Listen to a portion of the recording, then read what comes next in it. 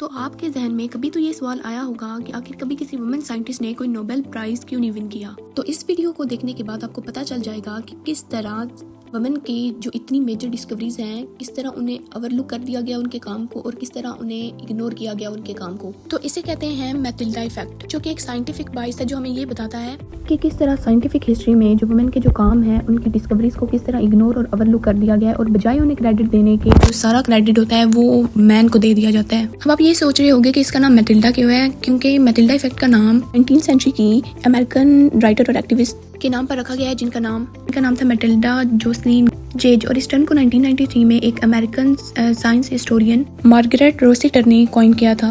And ये effect scientific history का बाइस बताता है कि किस तरह वुमेन का जो काम है उन्हें इग्नोर करके जो क्रेडिट है वो सारा मैन को दे दिया जाता है। मोस्टली वुमेन जो साइंटिस्ट होती हैं उनके साथ यही किया जाता है। तो इस वीडियो में आपको पता चल जाएगा कि किस तरह इनके काम को ओवरलुक किया गया है। तो जैसा कि आपको वीडियो के टाइटल से पता चल चुका होगा कि आज का हमारा टॉपिक क्या है, सो लेट्स गेट स्टार्टेड।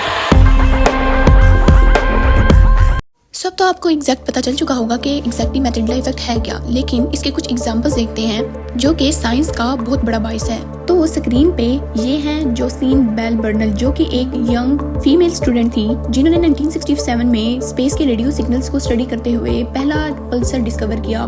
तो पल्सर एक डेड न्यूट्रॉन स्टार होता है जिसकी स्पीड बहुत ज्यादा हाई होती है और ये जो ग्लास की तरह ब्लिंक करता है। एंड जोसलीन ने सबसे पहले इस सिग्नल को आइडेंटिफाई किया, लेकिन जब नोबेल प्राइज देने की बारी आई तो 1974 में नोबेल प्राइज इनके एक मेल सुपरवाइजर एंटनी हिश को दे दिया गया। एंड ये मैटिल्डा इफेक्ट का फेमस एग्जांपल है। एंड सेकंड जो आप स्क्रीन पे देख रहे हैं ये लाइस मेटनर, एंड 1938 में इन्होंने न्यूक्लियर फिशन का साइंटिफिक एक्सप्लेनेशन दी। मींस के यूरेनियम के एटम टूटकर एनर्जी रिलीज करते हैं। लेकिन 1944 का नोबेल प्राइज ऑटो हैन को दे दिया गया, जबकि इनका रोल बहुत ज्यादा इंपॉर्टेंट था और इन्हें इग्नोर किया गया, और ये भी मैटिल्डा इफेक्ट का फेमस एग्जांपल है। थर्ड है रोजालिंड फ्रैंकलिन, जिन्होंने 1952 में फोटो 51 लिया, डीएनए का वो एक्सरे इमेज जिससे पता चलता है कि डीएनए डबल हेलिक्स शेप का होता है जो आज हम स्कूल में पढ़ते हैं। एंड ये फोटो वाटसन और क्रिक को बिना उनकी परमिशन के यूज करवाया गया, जिसका रिजल्ट ये निकला कि 1962 में डीएनए स्ट्रक्चर का जो नोबेल प्राइज है वो इन्हें दे दिया गया, जबकि रोजालिंड फ्रैंकलिन को कम्प्लीटली इग्नोर कर दिया गया, और ये साइंटिफिक बाइस है। देन आती है चाइनीज अमेरिकन फिजिस्ट, जिन्होंने ऐसी मेजर डिस्कवरी की जो फिजिक्स के रूल्स को हिला देने वाली थी, और इन्होंने एक ऐसी डिस्कवरी की जिसकी वजह से इन्हें the first lady of physics भी कहा जाता है। एंड इनका नाम है शीन श्यूंग वू। इन्हें the first lady of physics भी कहा जाता है। इन्होंने 1956 में एक फेमस एक्सपेरिमेंट किया जिसे कहा जाता है द वू एक्सपेरिमेंट। एंड इन्होंने प्रूव किया कि पैरिटी कंजर्वेशन का रूल न्यूक्लियर फिजिक्स में हमेशा फॉलो नहीं होता, और ये रूल कहता है कि पार्टिकल्स मिरर उल्टा करने से भी सेम तरह बिहेव नहीं करते, और ये डिस्कवरी फिजिक्स के रूल्स को हिला देने वाली थी।